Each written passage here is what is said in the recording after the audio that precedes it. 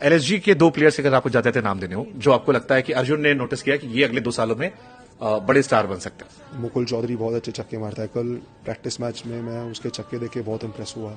मतलब हर जगह मारे, एक स्क्वायर लेग की तरफ मारा, एक पॉइंट की तरफ मारा, फिर बॉलर्स बैक मारा, अपर कट मारा, तो उसकी बैटिंग देख के मैं बहुत इंप्रेस हुआ था। थ्रिलर के बाद थ्रिलर के बाद थ्रिलर।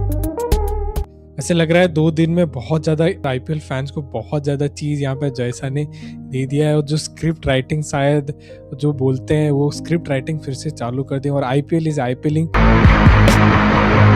2 दिन में 2 मैचेस लगातार हम देखते हैं कि बहुत ज्यादा थ्रिलिंग होता है, और आज 2 बॉल 7 रन यहाँ पे मुकुल चौधरी अपने आप को अनलेस करते हैं और हेलीकॉप्टर यहाँ पे फ्रंट फुट में छक्का मारते हैं।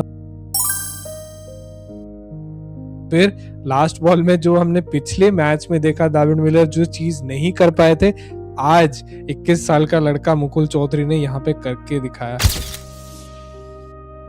So hello and welcome back to Over by Over, episode number 25 of IPL Showdown, KKR versus LSG। बहुत बढ़िया मैच हुआ, थ्रिलर हुआ। LSG 3 विकेट से यहाँ पे मैच जीत जाती है, और केकेआर को फिर से एक और हार यहाँ पे देखने को पड़ती है। सिर्फ 1 पॉइंट जो बारिश हुआ पिछले मैच में उनको मिला था, वरना 3 मैच लगातार हार चुके हैं। देखते हैं क्या हुआ इस मैच में। LSG पहले टॉस जीतती है, बॉलिंग करते हैं, यहाँ पे अनचेंज आती है टीम। और अगर केकेआर की बात करें, केकेआर में एक चेंज होता है, सुनील नारायण वापसी करते हैं यहाँ पे इलनेस के कारण। पिछले मैच नहीं खेले थे, लेकिन आज ब्लेसिंग मुर्जुवानी के जगह खेलते हैं। यहाँ पे अजिंक्य रहाणे ने भी बोला था अगर कैमरन ग्रीन बॉलिंग करते हैं तो रोबमैन पावेल इस टीम में जगह बनाते हैं, और ब्लेसिंग मुर्जुवानी शायद इस टीम में जगह और ज्यादा नहीं बना पाएंगे। आगे बढ़ते हैं। यहाँ पे पावर प्ले फेज में बहुत बेहतरीन तरीके से अजिंक्य रहाणे ने बैटिंग किया। फिन एलन जल्दी आउट हो जाते हैं। कंट्रोवर्शियल विकेट है बिल्कुल से, शायद वो 6 लगा लोगों को, लेकिन जो थर्ड अंपायर है उसको आउट दिया और चेक नहीं किया गया। ये बहुत बड़ा कंट्रोवर्सी क्रिएट करेगा आगे जाके। वाइड को लेके बहुत ज्यादा चेकिंग्स होती हैं, लेकिन हमने पिछले बार भी देखा था फिन एलन का कैच, वहां पे भी चेक नहीं हुआ था, आज भी वो कैच चेक नहीं हुआ है। तो देखने लायक बने किस तरीके से आगे अंपायरिंग चलता है। हमेशा से एक अंपायरिंग के ऊपर सवाल उठती है जब आईपीएल आता है, लेकिन यहाँ पे फिन एलन आउट होने के बाद अंग्रेज रघुवंशी और अगर हम रहाणे की बात करें, बहुत बेहतरीन तरीके से एक स्कोर के और बढ़ रहे थे। 98 for 1 आफ्टर 10 ओवर्स, बहुत बढ़िया स्थिति में पहुंच गए थे, लेकिन यहाँ पे दोनों आउट हो जाते हैं क्विक इंटरवल्स में। फिर एक जो हॉल्ट मिल जाता है केकेआर को, फिर बोल्ड होते हैं रिंकू सिंह, जो हम बोलते हैं कि फिनिशिंग एबिलिटीज दिखा सकते थे, लेकिन आज भी वो फिनिशिंग एबिलिटीज नहीं दिखा पा रहे। यहाँ पे बोल्ड होके जाने के बाद बहुत ज्यादा स्ट्रगल कर रही थी केकेआर। 15 ओवर में आसपास 115-120 तक पहुंच पाई थी, लेकिन जो फिनिशिंग टचेस थी लास्ट 4 ओवर में 44 रन मारे यहाँ पे कैमरन ग्रीन और रोबमैन पावेल। कैमरन ग्रीन पहली कुछ बॉल में अगर हम देखें 12 बॉल में बहुत ज्यादा स्ट्रगल कर रहे थे, सिर्फ 8 रन बनाए थे, लेकिन बाद में एक्सीलरेट किए। ओवरऑल अगर हम उनकी स्ट्राइक रेट देखें तो 133 में फिनिश किए, लेकिन एक इम्पैक्ट देके गए। रोबमैन पावेल जिस तरीके से आज बैटिंग की है, जो कैरेबियन पावर लेके आते हैं, 163 प्लस की स्ट्राइक रेट के साथ वहां पे फिनिश करते हैं, और एक बिलो पार स्कोर में बोलूंगा, क्योंकि इस ग्राउंड पे 190-195 तक स्कोर जाता है, लेकिन जो मिडिल फेज में थोड़ा बहुत स्ट्रगल किया, इसी वजह से 181 बिलो पार टोटल में फिनिश करती है केकेआर। और जब बैटिंग करने उतरते यहाँ पे मिचेल मार्श आउट जल्दी हो जाते हैं, फिर एडन मार्करम भी आउट हो जाते हैं। ऋषभ पंत थोड़ी बहुत गाड़ी चलाने की कोशिश करते हैं, लेकिन वो भी जल्दी आउट हो जाते हैं। हम देखते हैं कि बहुत ज्यादा जल्दी विकेट्स गिरती है, और फिर आयुष बदोनी के बदौलत एक जो 54 उन्होंने मारा है, बहुत बेहतरीन इनिंग्स खेला है। शायद आज जो मुकुल चौधरी ने इनिंग्स खेला है उसके बदौलत शायद जो बदोनी ने इनिंग्स खेला है उसकी पारी की अहमियत कम हो सकती है, शायद लोग उसके ऊपर बात नहीं करेंगे, लेकिन आयुष बदोनी ने जिस तरीके से यहाँ पे बैटिंग किया, पहले उनके डेब्यू मैच में 50 मारा था, उसके बाद इतना कुछ इम्पैक्ट नहीं दिया था अभी तक आईपीएल में।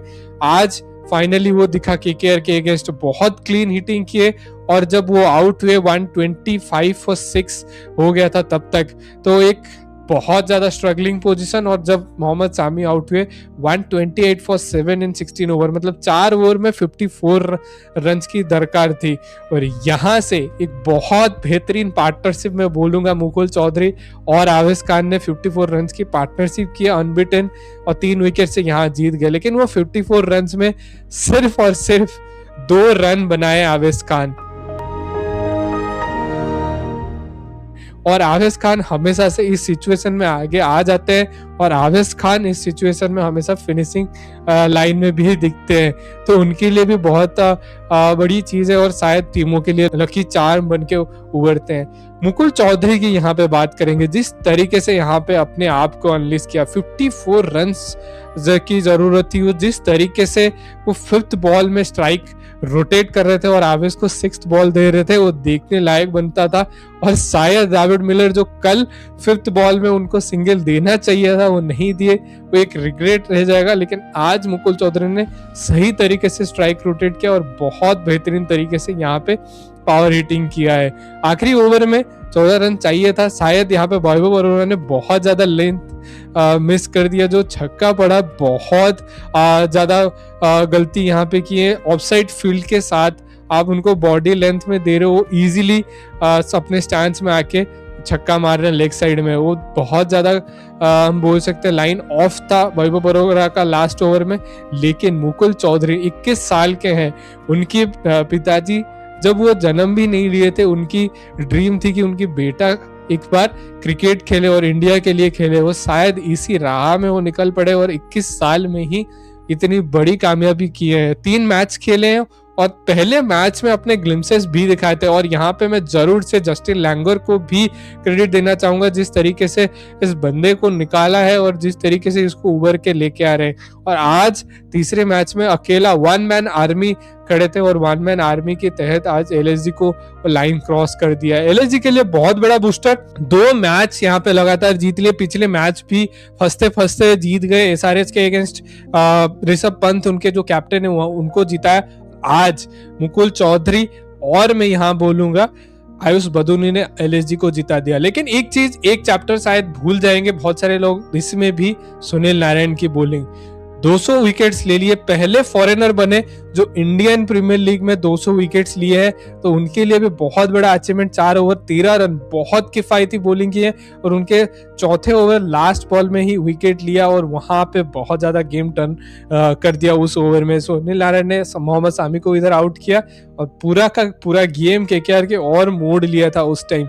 लेकिन बहुत सालों से यहाँ पे हम देखते हैं कि केकेआर के लिए खेल रहे हैं, लेजेंड है और बेहतरीन तरीके से बॉलिंग कर रहे हैं। एक इलनेस के साथ पिछले मैच नहीं खेले थे, लेकिन वापसी करते हैं, और जो एलएसजी स्पिन को स्ट्रगल करते हैं, आज दिखा वो स्पिन को स्ट्रगल भी किया। अनुकुल रॉय ने भी बहुत बेहतरीन तरीके से बॉलिंग किया, दूसरे एंड से सुनील नारायण ने भी यहाँ पे बहुत बेहतरीन किया।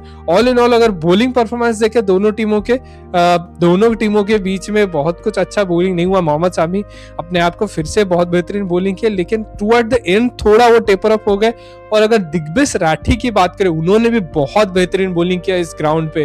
वरुण चक्रवर्ती जरूर से मिस किए होंगे क्योंकि थोड़ा ड्राई साइड में विकेट था, वो अपनी हैंड इंजुरी का मैच जरूर से नहीं खेले, लेकिन सुनील नारायण ने भी यहाँ पे बेहतरीन बॉलिंग किया। वैभव अरोड़ा ने एक बहुत बेहतरीन स्टार्ट दिलाया था केकेआर को विकेट्स लेके, लेकिन टुवर्ड्स द एंड वो भी टेपर अप हो गए, और लास्ट ओवर में जिस तरीके से वो बॉलिंग की, वो लगा नहीं कि वैभव अरोड़ा वो चैंपियन वैभव अरोड़ा बॉलिंग कर रहे हैं। और बीच में अनुकुल रॉय का जो स्पेल, यहाँ पे आयुष बदोनी को आउट करते हैं, वो बहुत बेहतरीन तरीके से उनको फंसाते हैं।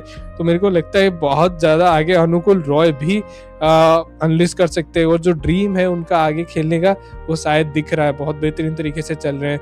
अगर केकेआर की बात करें, 3 मैच हार गए, सिर्फ 1 पॉइंट बारिश की वजह से, जो 4 में से 3 मैच हार रहे हैं। और अगर एलएसजी की बात करें, 2 में से 2 लगातार यहाँ पे मैच जीत के बहुत ज्यादा हाई ऑन कॉन्फिडेंस जा रहे हैं, क्योंकि all in all balance squad दिख रहा है इनका। टॉप ऑर्डर और थोड़ा अगर यहाँ पे ऑनलिस्ट करते हैं अपने आप को, शायद ये टीम भी अनबीटेबल हो सकता है और टॉप 4 की रेस में वो आगे जा सकते हैं। लेकिन टेक ए बाव यहाँ पे हम बोलेंगे मुकुल चौधरी को जिस तरीके से अपने आप को अनलिस्ट किया।